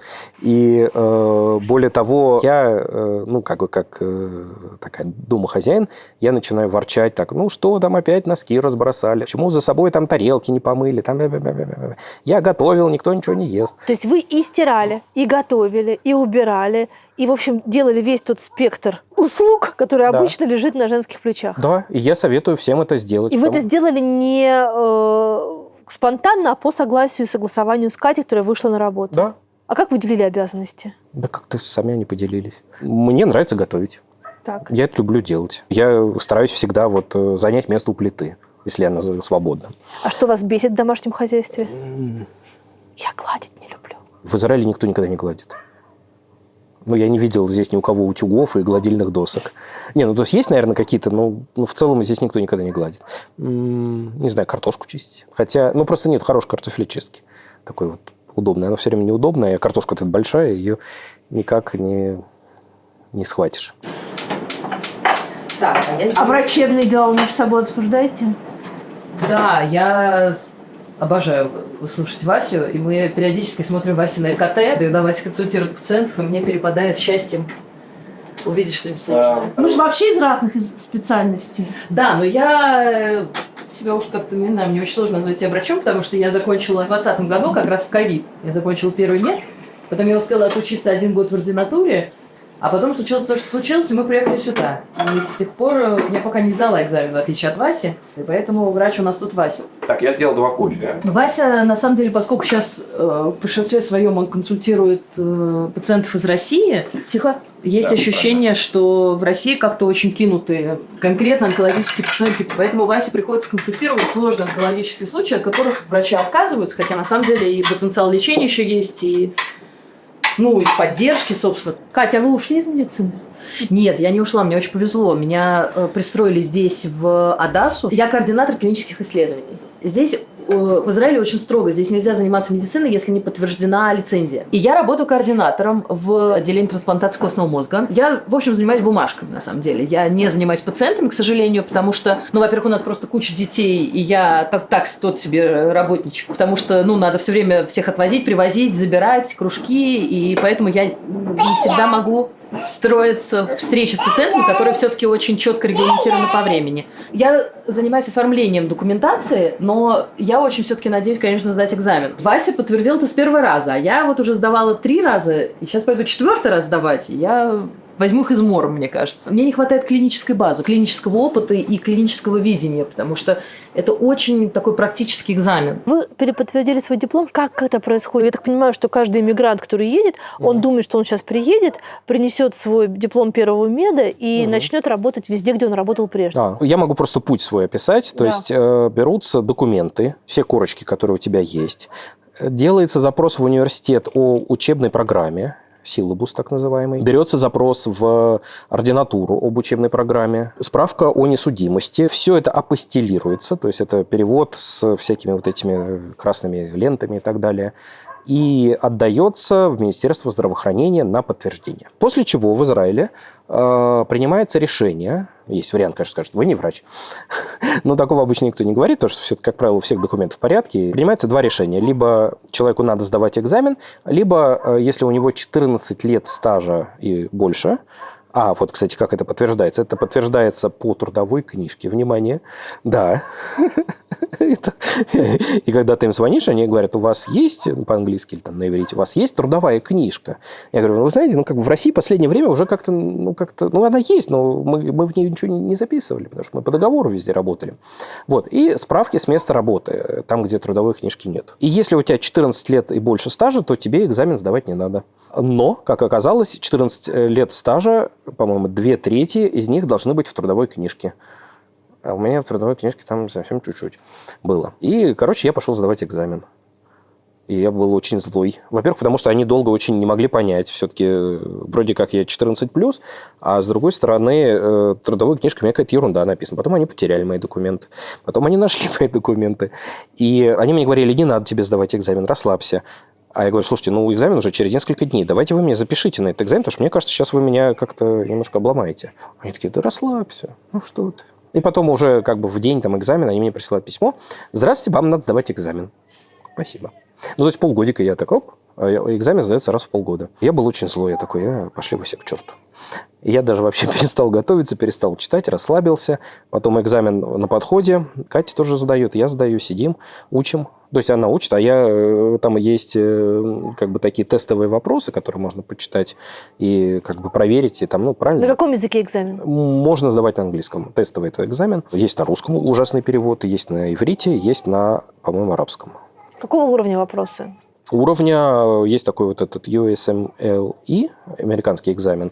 Step 2 – сложный уровень. Это задача, короткая задача, с несколькими вариантов ответов.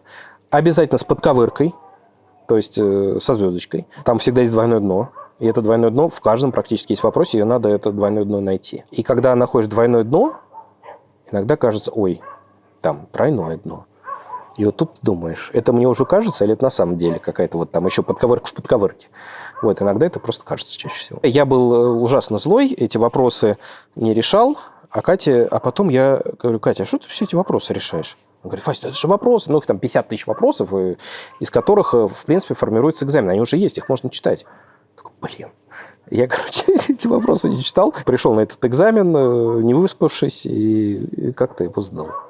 А дальше что? Дальше, через месяц, через два приходят результаты. Заказанным письмом приходит А4 такой вот, можно на стену повесить, так называемый решайон.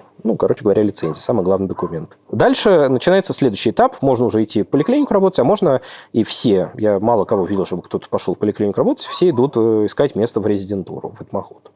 И я тоже пошел, и тоже начинается переписка с другим ведомством. Они тоже спрашивают всякие там документы, какие-то набор практических навыков, которые вроде надо подтверждать, а может быть То есть вся ваша репутация, вся ваша предыдущая жизнь в России коту под хвост. Она здесь не имеет значения. Имеет значение рекомендательные письма. Угу. Вот в этой ситуации имеет значение. Тех, кого здесь знают? Или от любых людей? От любых людей. Угу. Кто имеет какую-то официальную должность в России.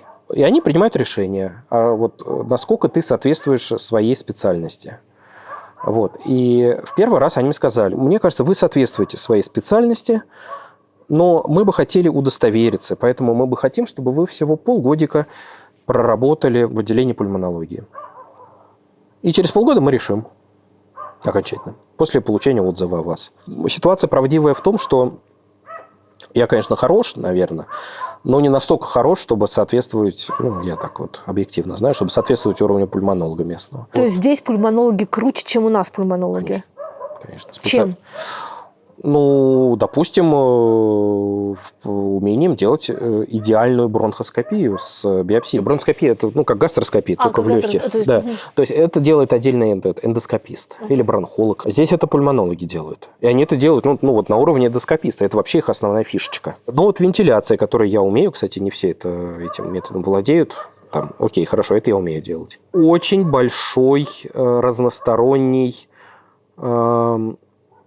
кругозор в пульмонологии и вообще в медицине. Очень глубокие и широкие знания. С морфологией очень хорошие, то есть клетки. Со всякой патофизиологией и генетикой. С лекарствами с современными, все это в памяти сидит. Допустим, мы когда уже там сидели в ординаторской, а я постоянно, поскольку у меня там кто-то из России что-то присылает, а мне нашим-то здешним ребятам показать нечего, я говорю, слушай, у меня такие есть интересные случаи, посмотрите. И я показываю картинку в легких, она действительно интересна, они, да, интересно. Она говорит, что за диагноз? Я говорю, такой-то диагноз, который я, честно говоря, впервые слышу. А она говорит, конечно, тогда это имеет, it makes sense.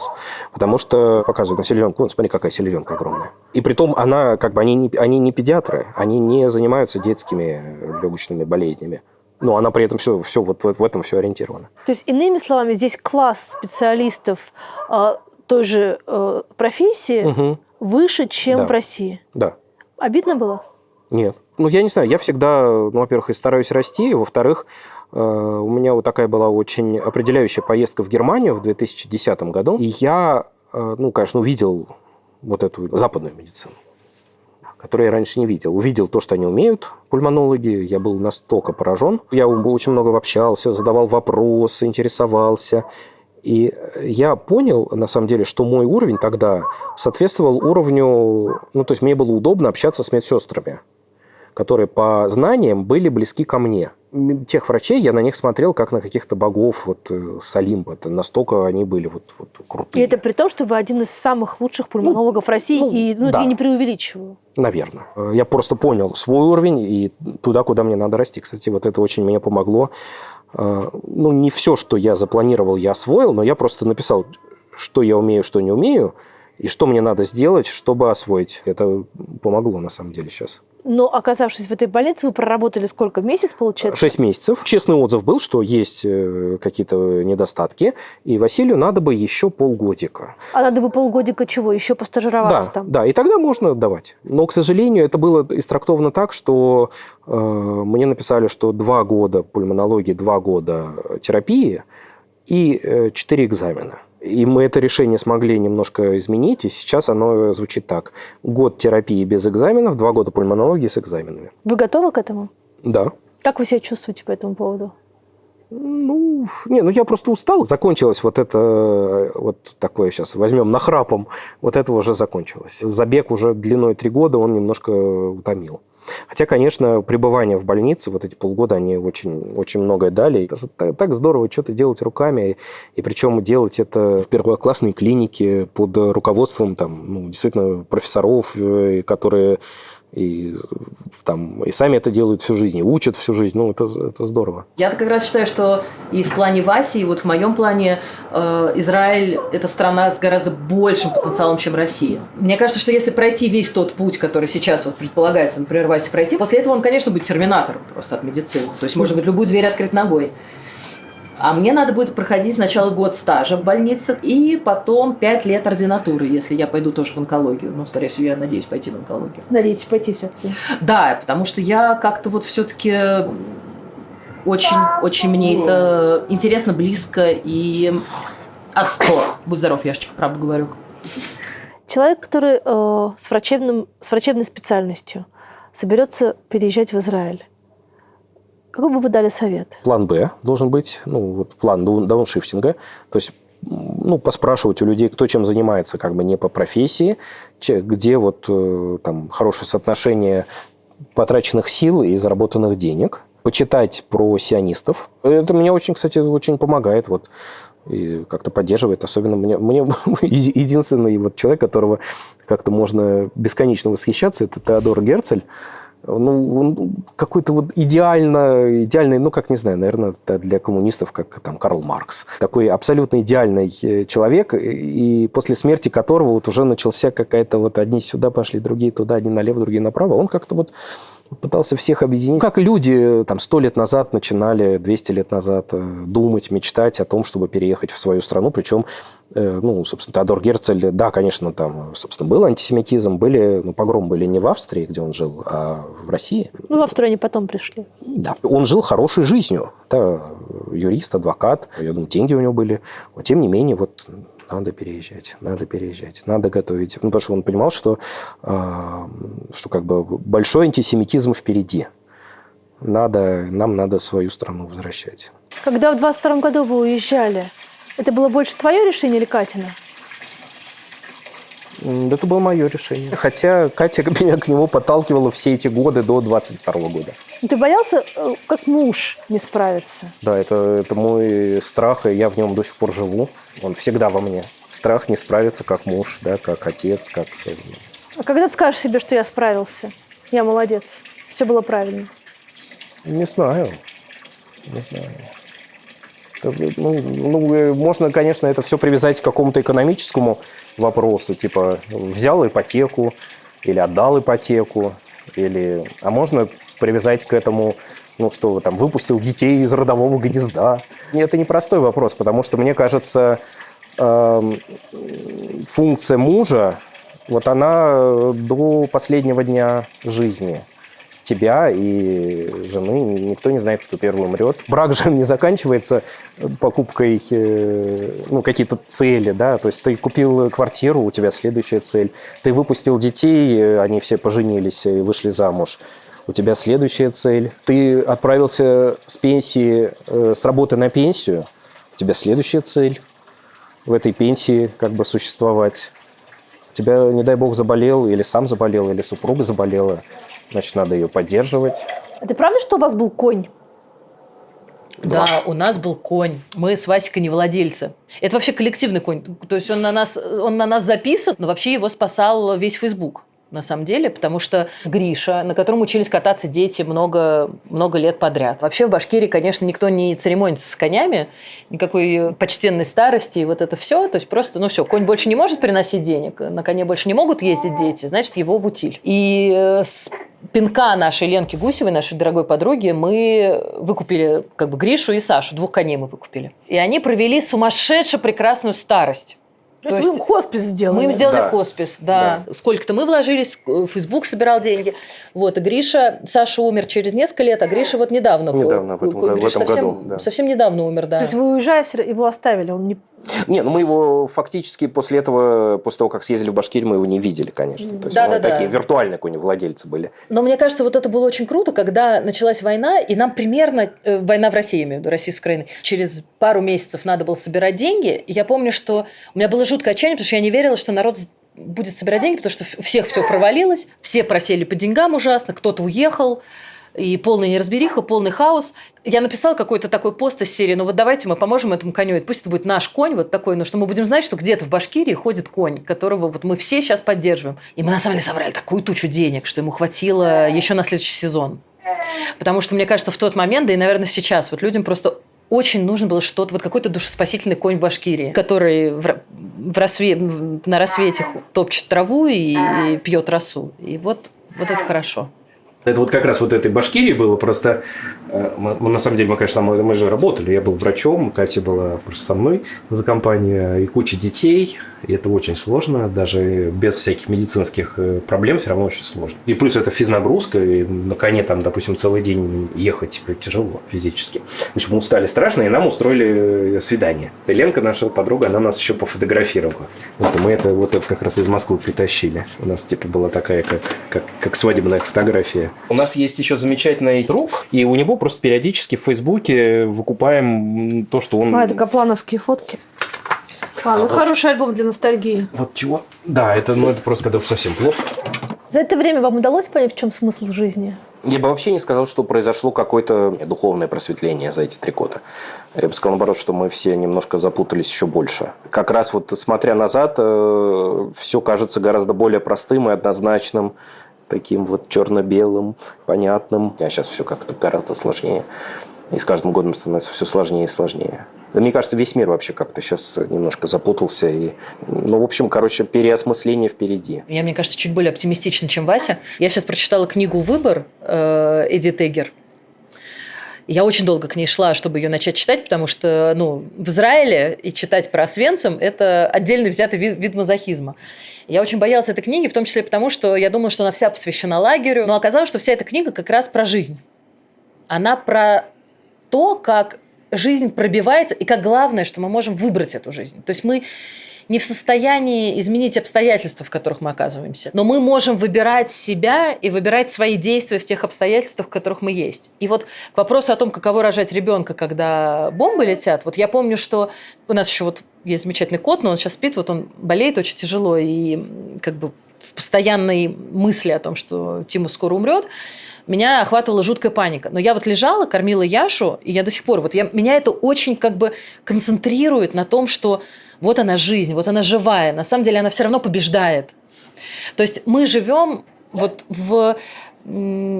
Я прошу прощения, что я сейчас к интервью Дудя можно сделаю... Да, вы вырежете, если Почему что. это? В общем, там Андрей Аксенов у него прекрасный выступал. Вот он говорит про то, что зло, оно молниеносно, оно сейчас, а добро, оно очень медленно творится, оно очень медленно делает, но именно добро лечит. И мне кажется, что это про жизнь. Жизнь, она такая. То есть смерть, она действует молниеносно, она здесь, она в темноте рушащихся домов, она в ужасе, мраке войны, она в смертях. Но жизнь, она, все равно она вылупляется. То есть она как-то... Она мощнее, она живее смерти. Пока это моя, это моя опора, то, чем я живу сейчас здесь, в Израиле. Это тоже только сейчас. То есть первый год в Израиле для меня была просто тьма вообще, что мы здесь делаем. Сейчас я пытаюсь найти опору именно в этом. Если мы вернемся к тому вашему посту в Фейсбуке, сейчас вы чувствуете соответствие себя своей стране? Да, если мы говорим про Израиль, то да. То есть вы сейчас на своем месте? Да. Даже несмотря на все эти трудности? Да. А если придется отказаться от профессии? Тогда немножко сложно. Но это проблема моя, что я себя не вижу без работы, без профессии. Хотя что такое работа, что такое профессия? Это всего лишь способ зарабатывания денег на жизнь. Врач – это разве не призвание? Да. Вот в этом-то и кроется это призвание, эта миссия, это спасание людей. Потому что в спасении людей в очень ресурсоемком процессе кроется очень большое наслаждение. Врач, вкладываясь в это все, он это не просто так делает. Это не делает не просто ради денег. Он делает это ради внутреннего удовлетворения. И это плохо. Плохо? Да, потому что он пытается получить какую-то позитивную энергию. удовольствие. А надо уметь находить удовольствие без вот... то есть врач сгорает на работе, врач отдает себя весь физически, морально работе ради получения вот этого дофамина, да, который вот этого гормона удовольствия. Надо уметь это делать не без таких вот ресурсоемких... то есть просто находить это на улице, там, в детях, в семье. Я до сих пор не могу без работы, потому что она приносит определенное удовлетворение. А надо уметь это делать без работы. Думаете? Да. Я знаю, потому что что происходит с такими людьми, когда они выходят на пенсию? Какой-нибудь Иван Иванович, он же на работе, он с утра до вечера, он всего себя отдал на работе. Его жена не видела, его дети там выросли, не видели. Он там с утра и до вечера, и ночью его там можно найти. И в субботу даже приходил, и ночевать оставался. И вот его, значит, там наконец-то выпустили на пенсию. Что с ним происходит? Он посидит, немножко походит, там, приедет на работу, он говорит, что ты... И человек умирает без работы. То есть это внутренняя трагедия, да? У него отобрали смысл его жизни. Потому что его жизнь была лишена смысла. Он ее не мог найти, она была пустой. Из-за какой-то, я не знаю, там, травма, там, невозможность себя найти, там, какие-нибудь там отрицания. Короче, в человеке образовалась дыра, и он эту дыру заполнил работой. Кто как делает, кто работает, кто алкоголем, кто еще чем-то там. Но суть в том, что к пенсии надо завершить свой этап и уметь дальше жить без работы. Хорошо бы, поэтому, отвечая на вопрос, готов ли я расстаться с работой. Нет, не готов, потому что у меня есть проблемы, я не могу с ней расстаться. Это такая у меня созависимость с работы, это мой наркотик. Очень такой полезный для общества наркотик. Хотелось бы уметь жить без этого наркотика. Вы счастливый человек? Я бы не сказал, что я счастливый. Я бы сказал, что я грустный человек. Это, кстати, тот момент, который Катя очень не любит во мне, потому что вот это, я считаю, одним из важных моментов психотерапии, который я долго проходил, было признание того, что я несчастливый человек. Нет, во мне есть счастье, очень много счастья. Но во мне также есть грусть. Из этой грусти я очень много беру. Вдохновения, силы, любви. Смотрели мультфильм по-английски «Inside Out», а по-русски «Головоломка». Конечно. Грусть. Из этого тоже можно черпать силу, вдохновение, ресурсы, все что угодно. Нет, конечно, я счастливый в том плане, что у меня многое получилось и многое получается. Но при этом я постоянно нахожусь в этой рефлексии, и у меня очень много грустного есть. Вы решали для пациентов вопрос того, как им уйти из жизни, тем, кому нужен воздух. Это маска, это трубка, это морфин или отсутствие вообще вентиляции. А вы бы для себя какую смерть выбрали? Быструю и легкую? Или... Долгую, но с паллиативной помощью. Именно такой тренинг проводила нам Аня Сонькина, и мы выбирали себе, кто какую смерть хочет. Какие есть варианты. Там, кирпич на голову, инфаркт миокарда, рак. А я выбрал очень, на самом деле, трусливую смерть. Называется смерть на войне. Смерть на поле битвы даже. О, Боже. Я подумал, хоть какой-то смысл в этом будет. А на самом деле в этом это самое эгоистичное, что может быть. Потому что ты не успеешь попрощаться ни с кем. И мало того, что человек это немножко сознательно на это идет, он считает, что он ничего не принес с собой обществу. И все, что он может сделать, это сейчас с саблей рубиться с врагами и погибнуть в этом на поле битвы. Мне потом объяснили, что это очень эгоистично. А самое правильное – это медленная смерть. Когда ты узнаешь о том, что ты смертельно болен, когда ты пробуешь лечиться, когда лечение не помогает, когда подбираются специальные лекарства, чтобы не было больно, чтобы не тошнило, чтобы когда надо спалось, а когда надо не спалось. И самое главное – это собрать всех у смертельного одра, лежать в подушках. Дальше фантазии как хотите. Можно же все что угодно делать в этот момент. Можно кальян курить. Понятно, а потом умереть на во сне. коньяке. А почему бы и нет? Последний день. На коньяке. Можно музыку поставить, какую захочешь. Я бы выбрал медленную смерть. Самое главное успеть попрощаться, обняться. Дальше уже решить. Кого-то можно отправить подальше, кого-то можно оставить. Конечно, это очень тяжело. Конечно, это очень тяжело, но, по крайней мере, неплохо бы себе заранее этот вопрос задать в голове. А как ты хочешь? Милосердие или справедливость? Милосердие. Я тоже за милосердие. Свобода или стабильность? Свобода. Свобода. 3 года иммиграции в Израиле. Свобода или стабильность? Конечно, свобода. Правда или безопасность? Правда. Правда. Родина или истина? Истина. Истина. У нас уже нет родины. Истина. Вы прошли тест на идеальную семью. Что будет дальше? Дальше я поеду забирать Сашу из школы. Мы поедем на Капоэйру. Будем жить. В России было, помните, вот этот момент: берите ипотеку на 35 лет, там под энное количество процентов, купите двушку, там, однушку себе. Вот. А я думаю, 35 лет. Я не могу спрогнозировать, что... Вот, на 5 лет я не могу спрогнозировать. Какие 35? Вы что?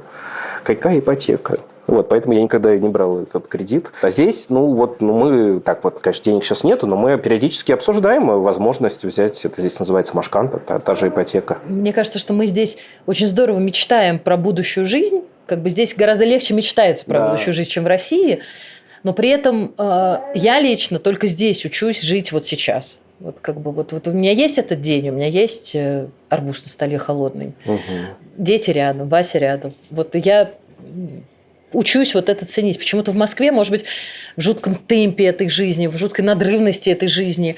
Хотя здесь не менее надрывная жизнь, но здесь то ли солнце такое, что здесь просто тяжело так надрываться, потому что ты весь такой разморенный. Но здесь вот именно удается, как-то вот чувствовать эту жизнь. Вот она на кончиках пальцев. В Москве почему-то этого не было. Хотя не проходит дня, чтобы мы не мечтали о Москве.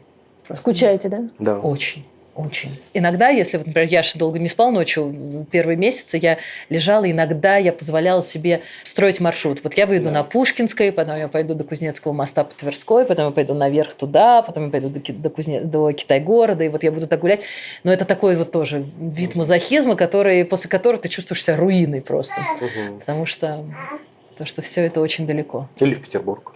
О, да, вот удивительным образом мы ужасно скучаем по Питеру. Да. Хотя, когда я училась в Ульпане, у меня была приятельница из Питера как раз тоже, она тоже приехала сейчас, она спасала детей, потому что у нее девочка очень, то есть она прям на всех белых митингах, она 24 февраля вышла «Нет войне». В общем, и маме сказали, что, пожалуйста, вы скорее девочку свою забирайте отсюда. Вот, они приехали сюда.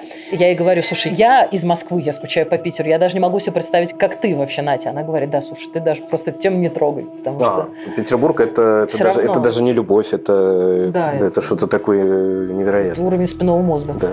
Вы рассчитываете вернуться когда-нибудь? Я нет. Да, я боюсь, что вот прям вернуться, чтобы снова строить жизнь, там нет. Но вот очень бы хотелось иметь возможность просто хотя бы туда приехать. Не бояться, что тебя арестуют, не бояться, что надо потереть весь фейсбучек, потереть телеграм, потереть все, WhatsApp. Вот очень бы хотелось такое. Просто дети уже здесь очень укоренились. Вот я понимаю, что дети, хотя они маленькие, Саше 7, вот Сонечке 4, но они очень израильтяне, они очень свободные, они очень легкие, они очень доверяющие миру. И вот их возвращать в то место, где им надо учиться думать, с кем что можно обсудить, мне кажется, не представляет возможности.